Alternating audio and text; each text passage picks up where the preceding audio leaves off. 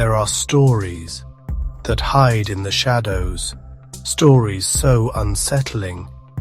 People whisper them rather than speak them aloud.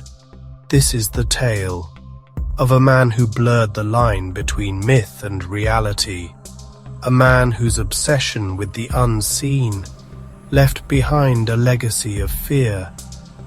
His name was Al-Husseini Al-Falaki. From an early age, he was unlike others. While children played in the streets, he was consumed by strange fascinations. He searched through old texts, symbols, and forbidden knowledge.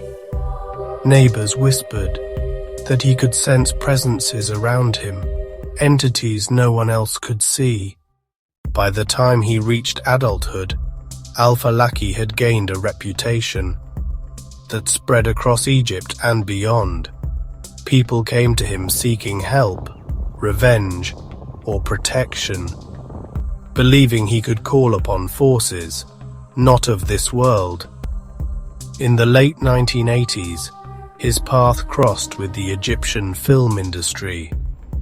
He was invited to appear in a production titled "He Came Back to Avenge."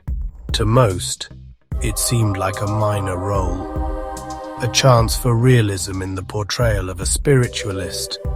But Al-Falaki had no intention of pretending.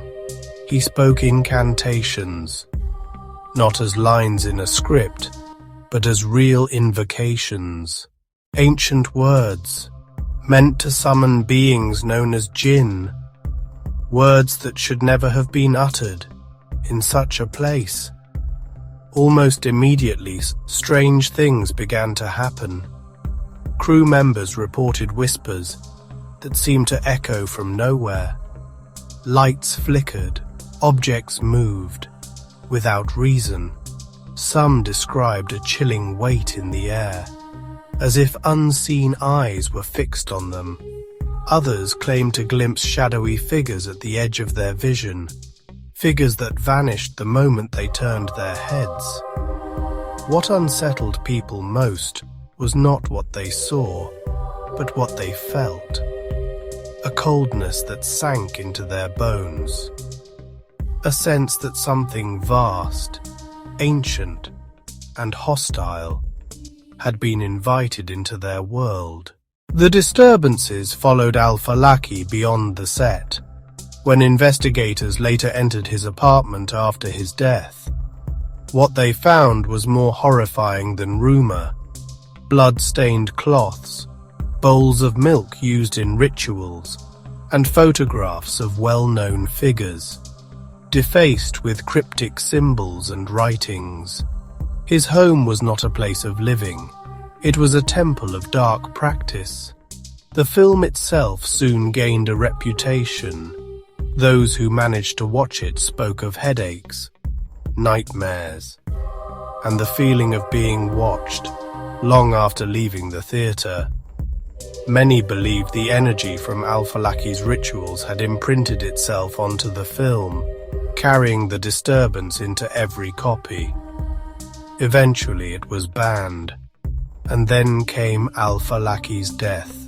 His body was discovered in a state that chilled even the most skeptical. His eyes wide open, his mouth frozen in shock. No wounds, no poison, no clear cause. Doctors could not explain it. To some it was clear. The forces he had spent his life commanding had finally turned against him. Yet his death was not the end.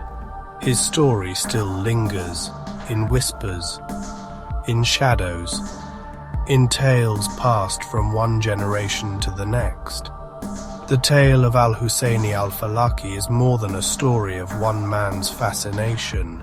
It is a warning, a reminder that not every secret should be uncovered, and not every power should be called upon. So if you ever find yourself hearing an old chant, or feeling a sudden chill in an empty room, remember his story, and ask yourself, what happens when curiosity reaches too far into the dark? because some things are better left untouched.